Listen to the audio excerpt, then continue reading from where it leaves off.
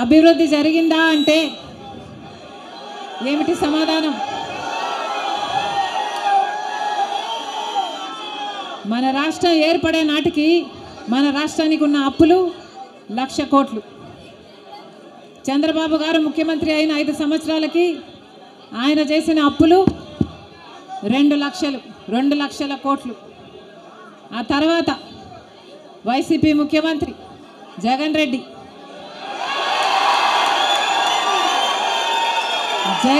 గారు చేసిన అప్పులు 3,00,000 కోట్లకు పైనే. మొత్తంగా ఈరోజు అప్పులు 6,500,000 కోట్లు. రాష్ట్రానికి చెందిన అప్పులు, కార్పొరేషన్లకు చెందిన లోన్లు చెల్లించాల్సినవన్నీ కలుపుకుంటే 10,00,000 కోట్ల అప్పుల భారం ఆంధ్ర రాష్ట్రం మీద ఉంది. మరి ఇంత అప్పులు చేశారే, ఇన్ని డబ్బులు తెచ్చారే, మరి రాష్ట్రంలో ఏదైనా అభివృద్ధి జరిగిందా అని భూతద్దం పెట్టి చూసినా ఎక్కడా కనిపించదు. రాజధాని ఉందా? రాజధాని కట్టగలిగారా? రాజధాని కట్టడానికి డబ్బులు లేవు. కనీసం ఒక మెట్రో అయినా ఉందా? ఆంధ్ర రాష్ట్రంలో ఒక్క మెట్రో అయినా ఉందా? విజయవాడలో కనీసం ఒక్క మెట్రో అయినా ఉందా? ఎక్కడా లేదు, కనిపించదు. 10 సంవత్సరాలలో కనీసం 10 కొత్త పెద్ద పరిశ్రమలైనా వచ్చినాయా? రాలేదు. పరిశ్రమలు వస్తే మన బిడ్డలకు ఉద్యోగాలు వచ్చేవి. వచ్చినాయా మన బిడ్డలకు ఉద్యోగాలు? రాలేదు. కనీసం రోడ్లు వేసుకోవడానికి కూడా డబ్బులు లేవు ఆంధ్ర రాష్ట్రంలో. కనీసం ప్రభుత్వ ఉద్యోగస్తులకు జీతాలైనా సమయానికి ఇస్తున్నారా? దానికైనా డబ్బులున్నాయా? దానికి కూడా డబ్బులు లేవు. దేనికి డబ్బులు లేవు.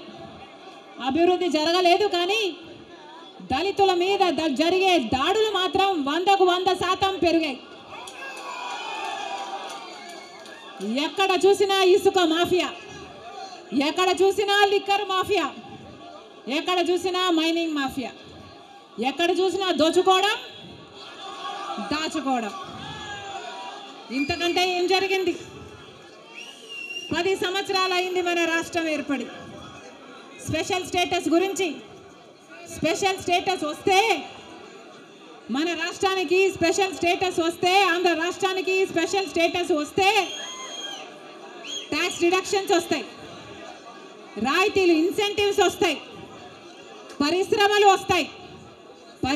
వస్తే మన బిడ్డలకు ఉద్యోగాలు వస్తాయి. కానీ 10 సంవత్సరాలైనా స్పెషల్ స్టేటస్ మాత్రం ఆంధ్ర రాష్ట్రానికి రాలేదు అనడం కంటే పాలకులు తేలేకపోయారు అనడము కరెక్ట్. ఉత్తరాఖండ్లో స్పెషల్ స్టేటస్ వస్తే 2,000 కోట్ల పరిశ్రమల స్థాపన జరిగింది. దాంతో ఉద్యోగ అవకాశాలు 500% పెరిగాయి. హిమాచల్ ప్రదేశ్లో స్పెషల్ స్టేటస్ వాళ్ళకి ఇస్తే 10,000 పరిశ్రమల స్థాపన జరిగాయి. మరి మనకుందా స్పెషల్ స్టేటస్? ఎందుకు లేదు స్పెషల్ స్టేటస్? ఎందుకంటే పాలకులు స్పెషల్ స్టేటస్ తేవడంలో విఫలమయ్యారు, వాళ్ళకు చేత కాలేదు కాబట్టి. కాంగ్రెస్ పార్టీ ఆ రోజు స్పెషల్ స్టేటస్ 5 సంవత్సరాల కోసం ఇవ్వాలి అంటే బీజేపీ పార్టీ ఏమంది? 10 సంవత్సరాలు ఇవ్వాలి అని ఎలక్షన్లలో ఊదరగొట్టారు. 10 సంవత్సరాలు ఇస్తాము మేము అధికారంలోకి వస్తే అని. ఇక చంద్రబాబు గారు అయితే 15 సంవత్సరాలు మాకు స్పెషల్ స్టేటస్ కావాలి అని కొట్లాడాడు. ఇదే చెప్పాడు, 15 సంవత్సరాలు స్పెషల్ స్టేటస్ కావాలి, అందుకే నేను బీజేపీ పార్టీతో పొత్తు పెట్టుకుంటున్నా అని బీజేపీ పార్టీతో పొత్తు పెట్టుకున్నాడు. వాళ్ళ మంత్రివర్గంలో కేంద్ర మంత్రులు కూడా అయ్యారు టీడీపీ నాయకులు. ముఖ్యమంత్రి అయిన తర్వాత స్పెషల్ స్టేటస్ కోసం చంద్రబాబు గారు ఎప్పుడైనా ఒక్కటైనా నిజమైన ఉద్యమం చేశారా అంటే చేయలేదు.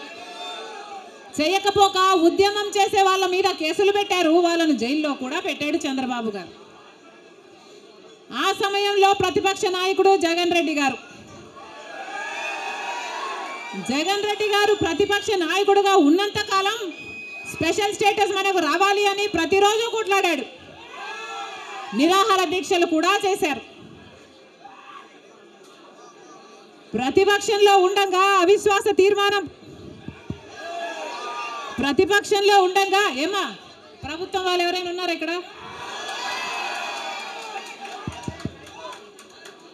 ప్రతిపక్షంలో ఉండగా జగన్ రెడ్డి గారు చెప్పిన మాట, మేము అవిశ్వాస తీర్మానం ప్రవేశపెడతాము, తెలుగుదేశం పార్టీ ఎంపీలు అందరూ కూడా మద్దతు ఇవ్వండి, మూకుమ్మడి రాజీనామాలు చేస్తే స్పెషల్ స్టేటస్ ఎందుకు రాదో చూస్తారన్నాడు జగన్ రెడ్డి. ఆఖరికి జగన్ రెడ్డి గారు ముఖ్యమంత్రి అయిన తర్వాత ఒక్కటైనా నిజమైన ఉద్యమం చేశాడా స్పెషల్ స్టేటస్ కోసం?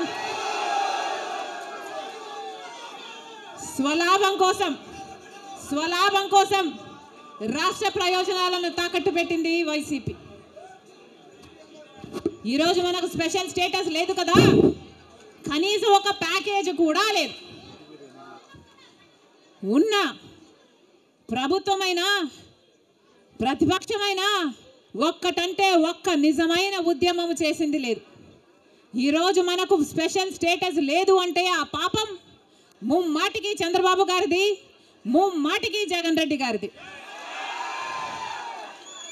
స్వలాభం కోసం ఇద్దరు ప్రజల ప్రయోజనాలను తాకెట్టు పెట్టారు.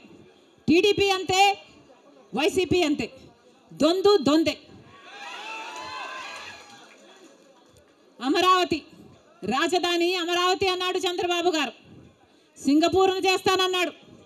3D గ్రాఫిక్స్ మొత్తం గుర్తుందా? 3D గ్రాఫిక్స్ చూపించాడు చంద్రబాబు గారు. పోనీ అమరావతి రాజధాని అయిందా అంటే అది కాలేదు. జగన్ రెడ్డి గారు వచ్చారు, ఒకటి కాదు 3 రాజధానీలు అన్నారు. పోనీ 3 రాజధానీలు అయ్యాయా అంటే ఒక్కటి కూడా లేదు. ఈరోజు మనకు రాజధాని ఏది అంటే ఏదో మనకే అర్థం కాని పరిస్థితి. ఒకటైనా ఉందా అంటే ఏదీ లేదు, ఒకటి కూడా లేదు. మరి ఏమి సాధించుకున్నట్టు? పోలవరం ప్రాజెక్ట్ ఎప్పుడో 1941లో పోలవరం ప్రాజెక్టు కట్టాలనుకుంటే సాధ్యపడలేదు. ఆఖరికి రాజశేఖర్ రెడ్డి గారు ముఖ్యమంత్రి అయిన 2004లో రాజశేఖర్ రెడ్డి గారు జలయజ్ఞంలో భాగంగా పోలవరం ప్రాజెక్టును స్థాపించడం జరిగింది. రాజశేఖర్ రెడ్డి గారు ముఖ్యమంత్రిగా ఉండగా పోలవరం ప్రాజెక్టు చెందిన కుడి ఎడమ కాలువల పనులు కూడా చాలా శాతం చేశారు రాజశేఖర్ రెడ్డి గారు.